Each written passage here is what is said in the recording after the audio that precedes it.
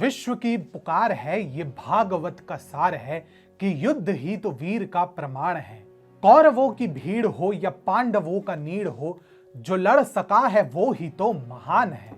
आरंभ है प्रचंड नामक ये गीत के ये बोल, नए भारत के बदलते स्वरूप को संकलित करने के लिए मानो पर्याप्त है। संपूर्ण राष्ट्र ने 13 दिसंबर को त्रिपुंड लगाए कुर्ता पहने भारतीय प्रधानमंत्री नरेंद्र मोदी को देखा था। घाटों पर मानो फिर से छोटी दीपावली का उत्सव मनाया गया। उसी कार्यक्रम में प्रधानमंत्री नरेंद्र मोदी ने यह बताया कि कैसे काशी के गौरवशाली इतिहास को इस्लामिक आक्रांताओं ने बार बार छिन्न भिन्न करने का प्रयास किया। अब एक बार फिर से लिबरल्स को तंदूरी फ्राई करने के लिए योगी आदित्यनाथ की सरकार ने उच्चतम व्यवस्था की है। ये भी ठीक है। नमस्कार, स्वागत है आपका टीएफआई पर और मैं अनिमेश पांडे आपको अवगत कराऊंगा कि कैसे काशी विश्वनाथ धाम परियोजना पर 52 पन्नों की एक पुस्तिका इस धाम पर विभिन्न आक्रमणों का लेखा जोखा प्रदर्शित करती है और कैसे योगी सरकार नरेंद्र मोदी के विजन को आत्मसात करने के लिए उद्यत है। तो अविलंब आरंभ करते हैं। हाल ही में योगी सरकार ने काशी विश्वनाथ धाम से संबंधित एक पुस्तिका प्रकाशित की है। श्री काशी विश्वनाथ धाम का गौरवशाली इतिहास एवं वर्तमान भव्य स्वरूप शीर्षक वाली इस पुस्तिका में प्रधानमंत्री नरेंद्र मोदी और उत्तर प्रदेश के मुख्यमंत्री योगी आदित्यनाथ का संदेश है, जिसमें पीएम ने कहा है कि इस परियोजना से गंगा से सीधे मंदिर जाना संभव हुआ है, जैसा कि ऐतिहासिक समय में हुआ करता था। इस पुस्तिका का 37 पृष्ठ का संस्करण वाराणसी के सभी घरों में वितरित किया जा रहा है।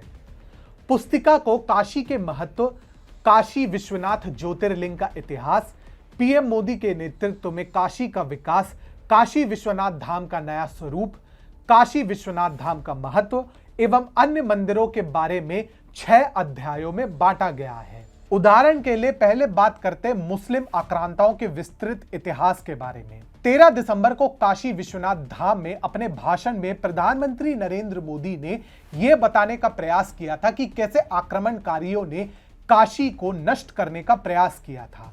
इसी पुस्तिका में यह बताया गया है कि 18 अप्रैल 1669 को औरंगजेब ने काशी विश्वनाथ मंदिर को नष्ट करने का आदेश जारी किया था और कोलकाता में एशियाई पुस्तकालय में यह आदेश संरक्षित है। इस पुस्तिका में यह दावा किया गया है, तब लेखक साकी मुस्तैद खान ने एक पुस्तक में इस विध्वंस का वर्णन किया है।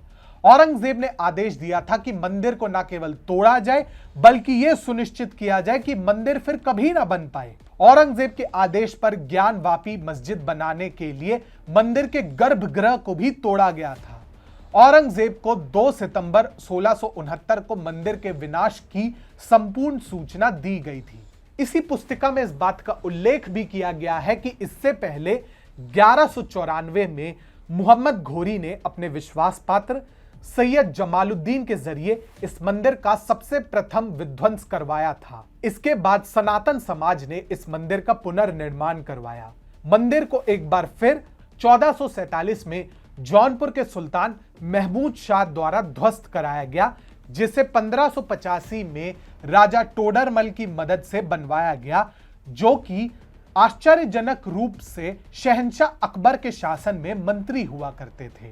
टोडरमल के पुत्र गोवर्धनधारी और धारू को इस धार्मिक कार्य के लिए श्रेय दिया जाता है। पुस्तक में आगे यह भी कहा गया है कि 1632 में शाहजहां ने भी इस मंदिर को नष्ट करने का आदेश दिया था और वहां पर सेना भेजी थी, परंतु हिंदुओं के विरोध के कारण मुख्य मंदिर को कुछ नहीं हो पाया, लेकिन काशी के 63 अन्य मंदिरों को नष्ट कर दिया गया था।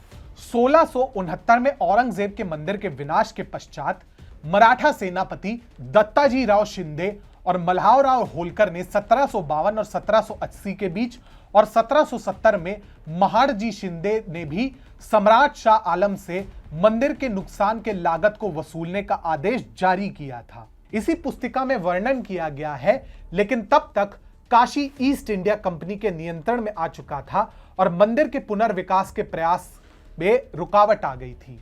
1770 और 1780 के बीच इंदौर की महारानी अहिल्याबाई ने मंदिर का पुनर्निर्माण करवाया।